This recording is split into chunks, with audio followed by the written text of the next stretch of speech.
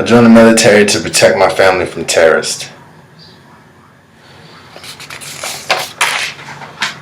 Not to become one.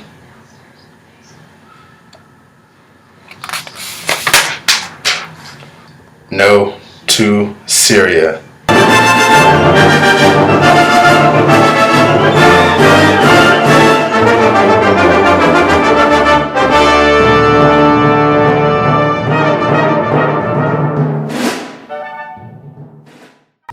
And we reiterated our position that it is that we will support the Syrian people and that we will support the political process that results in him leaving, or we will continue to support the Syrian opposition in order to remove him by force. But as I said earlier, he will be removed. I am confident that Assad's days are numbered. The world will not waver.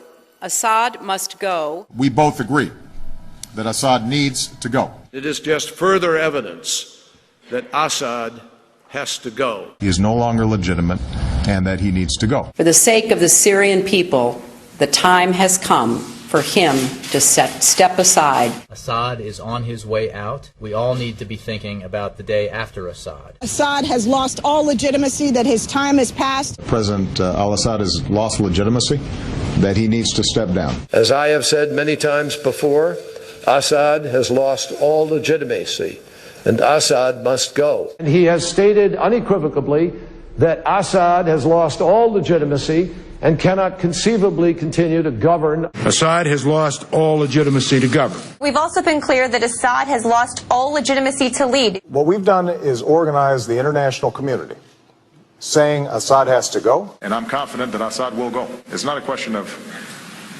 if, it's when. But as I said earlier, he will be removed.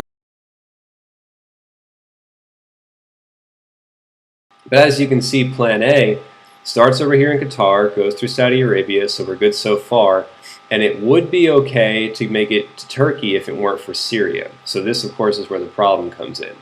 Now, Plan B sort of bypasses Syria and uses Iraq, which is already in Western hands, and makes it to Syria.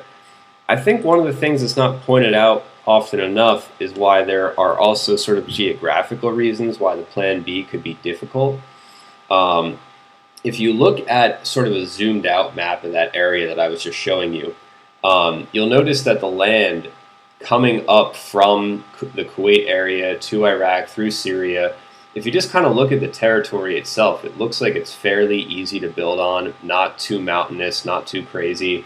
Obviously, it's Plan A for a reason, and it's also a very direct route. If you look at the line you could draw up here leading to Turkey, it's pretty efficient, and it looks like comparatively not as difficult. Whereas, if I zoom in here, this is the border of Turkey and Iraq. Now, of course, Iraq is in Western hands, and that might be a leg up for the people that want this project to go forward, the people who are against Russia and Assad. However, if you see here, this is the territory they would have to build the pipeline over. It's very mountainous, very treacherous. I'm sure it could be done, but it's probably not ideal, and it's probably going to cost more and be less efficient and more prone to hazards. So I kind of just wanted to point that out. So guys, again, a lot of this comes down to Western Europe not wanting to have to rely on Russian gas and wanting a new avenue to be able to purchase the gas that they need every single day. And the US, of course, is cool with this because then Europe would be able to help them out more against the interests of Russia. Of course, the many Middle Eastern countries that are against Assad because the geopolitical interests and the oil interests kind of align against him are obviously more than willing to make a deal with the Western powers.